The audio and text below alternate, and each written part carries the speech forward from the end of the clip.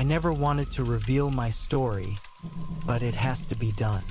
It's been so long, and nobody's known.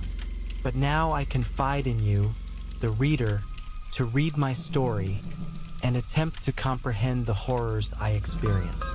My fingers stutter and shake, and tears cascade down my cheeks as I try to type this. But I warn you now, what you are reading cannot be unread. It was just an ordinary night in my apartment. I was tired. The days at the office had been so stressful lately, and I looked forward to the quiet release of sleep. It always seemed to make everything better. But this night was different. The wind seemed ominous. The sky seemed darker. And as I relaxed in my chair watching my favorite sitcoms before bed, I saw what appeared as a strange silhouette standing outside my window. I focused my full sight on what I thought was there. Nothing. Just darkness. I figured I was just overtired. Just a little too much work today, that's all. I finished watching my show and retired to my bed. As I tried my best to sleep, I heard the door at the end of my bedroom creak. I dismissed it, too tired to get myself worked up over nothing. I then got the sense something was watching me. I tried to shake it off. I just wanted to sleep. Finally, I heard something breathing heavily and slowly. At first I thought it was me and that I was psyching myself out, so I held my breath for a moment. It wasn't me. I jolted upward from my bed and opened my eyes. I became frozen as I saw, at the foot of my bed, a young girl with long black hair, around the age of 6, in a white nightgown. She stared at me with unblinking eyes and a wide smile. She had deep cuts covering her face, and her hands that hung at her side were covered in crimson. We both sat and stood staring at each other for a good moment, until she let out a horrifying, inhuman scream. At that moment I tried to race for the door, but she leapt on digging her nails into my face. Her dark, black eyes inches away from mine, screaming all the way. The screaming became deafening, and I soon lost my balance and hit my head on the table next to my bed. I lost consciousness. I awoke in what appeared to be an empty basement. My clothes remained on except for my shirt. I struggled to find my balance. My head was covered in dry blood. I looked at my arms. There were cuts all down them, writing down words. I found the words read, "Will you play with me?" It was also written on both my sides. I gazed around the room in horror and found an iron door with blood seeping at the base. I slowly made my way there. There was no sign of the girl, though I feared she may be behind the door. Despite my fear, I had to go in.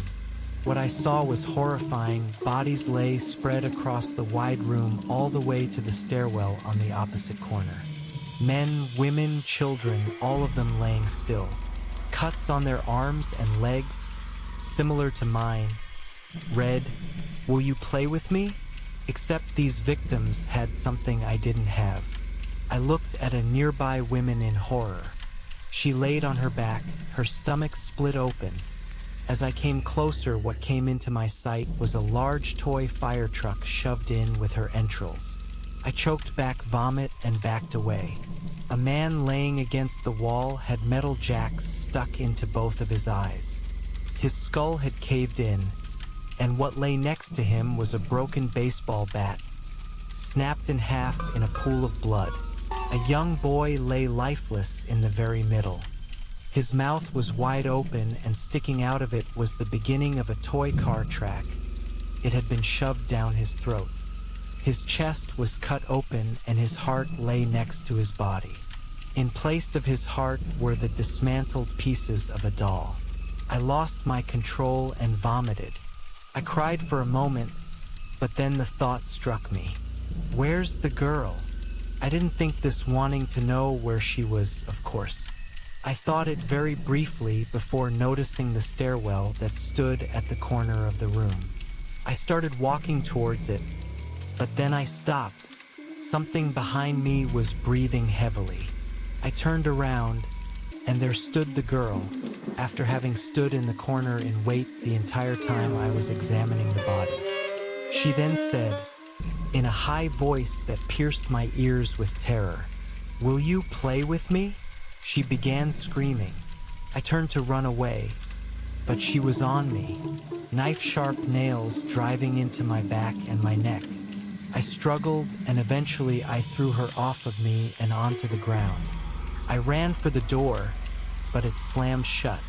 I banged on it and cursed, blood running down my back. It would not open. She was on me again. I elbowed her face. She drove her nails into my back. I managed to push her off and turn around. As she lunged, I caught her. Her big, black eyes inches away from mine. Her nails plunged into my face. Her screams deafening my ears. She raised one hand, smiling ear to ear, and her hand plunged down on my eyes. Everything went black. I woke up in the hospital, bandages covering my body, including both of my eyes. A police officer stood in my room, speaking with a doctor. They saw I was awake and smiled. They informed me I was the only survivor of a mass murder, and that the suspect, a middle-aged man, had been captured.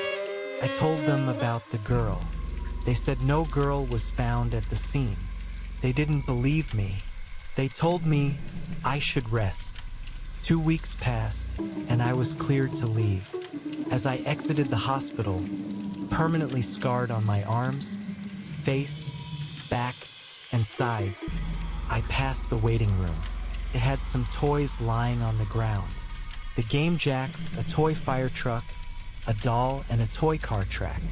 Sitting with these toys was a small girl with long, black hair. She wore a white gown.